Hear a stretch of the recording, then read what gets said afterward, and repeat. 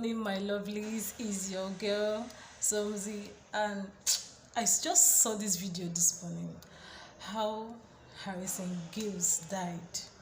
I'm one of his fans. He's a very popular, known TikToker. Yes. Please, in this life, whatever you are doing, just look for a way to make yourself happy. Nobody knows when. I'm so sorry. Please watch this video. RIP to Gisem. It touched my heart, and I'm so sad about this.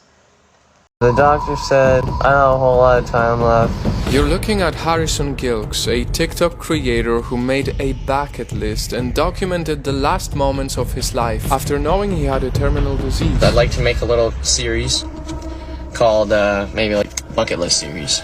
Unfortunately, he died a couple of weeks ago at just the age of 18. Hey TikTok, I'm Harrison's brother David. I'm making this video because Harrison sadly passed away a few hours ago. He was not in pain when he passed away, and he was with his family. And now I'm gonna take you to his final hours. In November 2020, 16-year-old Harrison was diagnosed with rhabdomyosarcoma, a rare type of cancer. But it wasn't until June 29th of 2022 that he informed his friends of his condition. Hey everyone.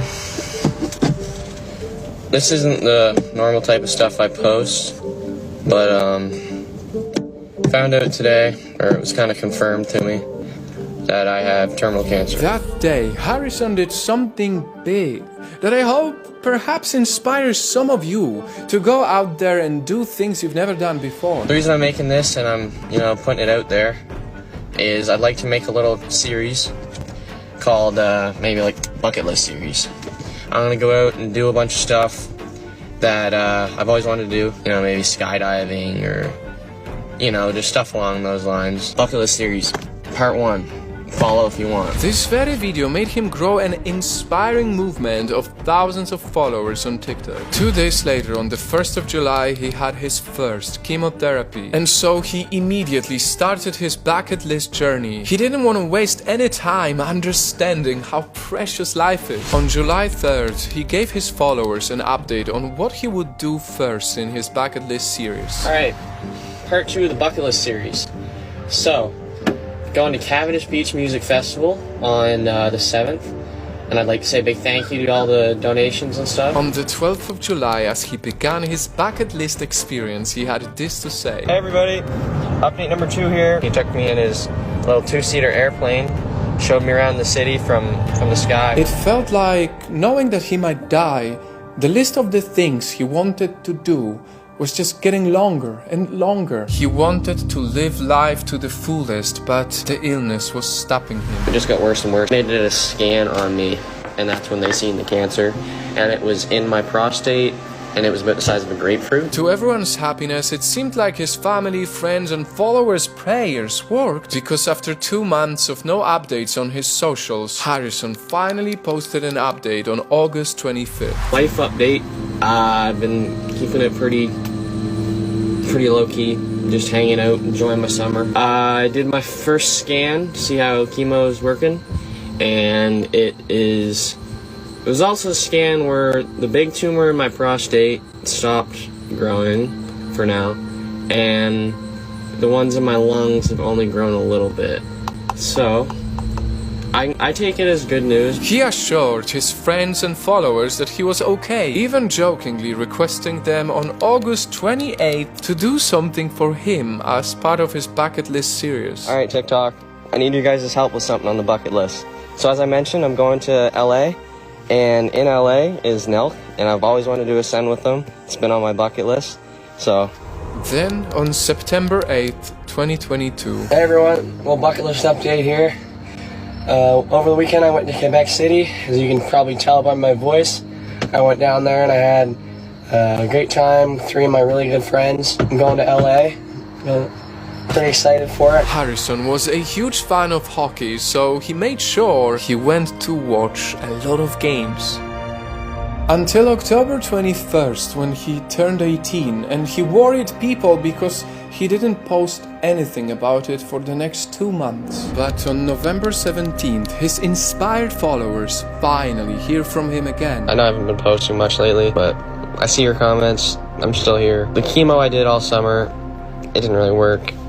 My tumor kept progressing, and it's gotten a little bigger, and it spread to my hip too. He was also excited about a trip as part of his bucket list. The boys are in Montreal. And on November 26th, he shared how his dream just came true because he met his favorite hockey team. So yeah, this is one of the pictures. On January 4th this year, Harrison managed to still give his life update and look like there was nothing wrong. He was a really strong boy. So inspiring. Just imagine what this young teenager must have gone through this far. Cancer-wise, like, it's kind of been the same situation for the last little bit now. I'm on some oral medication for it, and I mean, I'm hoping it's working. On January 15th, he shared his helicopter tour around New York City. A week later, on January 22nd, he still managed to fly to Florida with his dad. Dad and I are heading down to Davenport, Florida, where they watched more hockey games, still part of his bucket list series.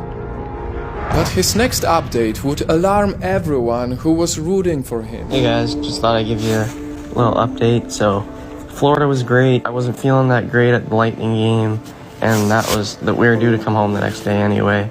So, once we got home, I ended up having to get a surgery, but it went well. 2 weeks later, thankfully, he came back with some better news. He was fighting it. He got out of the hospital and still kept on following his dreams of living life to the fullest, of ticking the boxes on his bucket list. Another helicopter ride on the 23rd of Feb. I've never done anything like that before, so it was awesome. What do you think, Dad? It's pretty good.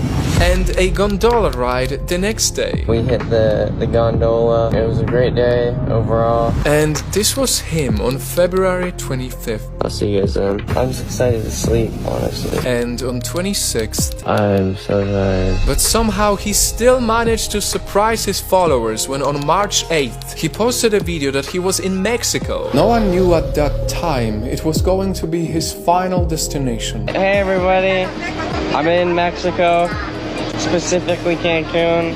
Having a great time so far with two of my buddies. I'm having a great time. I'm just chilling in my chair, enjoying the sun. And finally, on March 22nd, Harrison managed to give his followers an update for the very last time. Hey everyone, so pretty big update here. The doctor said I don't have a whole lot of time left. Chances of me going home, very slim. So I'll be in the hospital for probably the remainder of whatever time I got left, which is obviously very upsetting. I wish there was something you guys could do, or that I could do, or the doctors could do, or anybody could do, but there isn't. This is just the way she goes. Until his brother took over his TikTok account. Hey TikTok, I'm Harrison's brother David. I'm making this video because Harrison sadly passed away a few hours ago. He was not in pain when he passed away, and he was with his family. Him and his friends got the opportunity to say goodbye over the last few weeks, and I just wanted to come on here and say thank you to everyone from around the world for their support and their encouragement.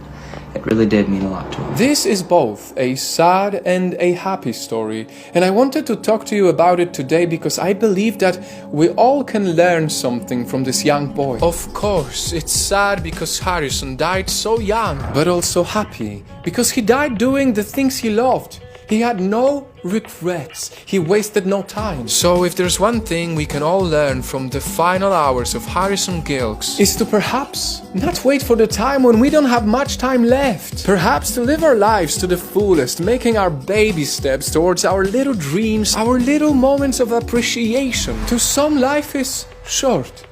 To others, life is long. But no matter how you feel, there's one certain thing for all of us.